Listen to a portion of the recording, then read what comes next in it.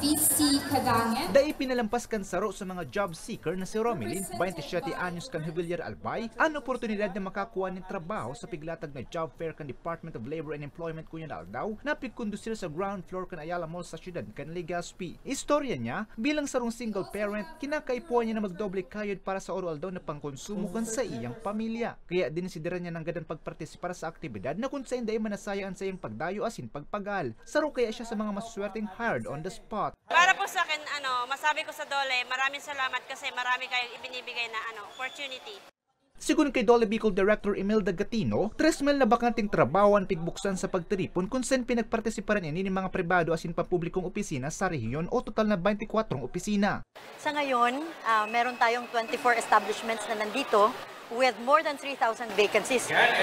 Dahil kailangan nating suportahan ang pangangailangan ng ating mga kababayan dito sa Bicol. Merong trabaho dito sa Bicol. Nakapag-solicit tayo ng more than 3,000 vacancies sa ngayon.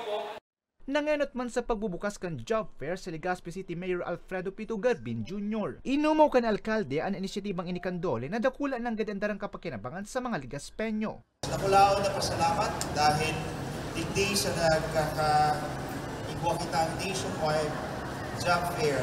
Nakulao na oportunidad sa mga job seekers na digdi sa tuyang syudad. Kaya nakulao na pasalamat ko sa tuyang mga nagpartisipar na mga employer, lalong-lalo na sa Department of Labor and Employment who has been in the forefront of delivering the needed services, especially for those who are seeking jobs. Apwara sa job fair na nauman ng dole ni livelihood equipment sa mga piling benepisyaryo. Nagtauman na ng ahensya ng cash assistance sa mga benepisyaryo ninda sa tulong panghanap buhay sa ating disadvantaged displaced workers o TUPAD program. Nagbugtak man ang Dole Bicol ng kadiwa ng Pangulo kung saan mababakalan para ratong lokal na produkto. We are thinking of conducting it on a regular basis at hindi na natin hintayin ang May na Labor Day celebration.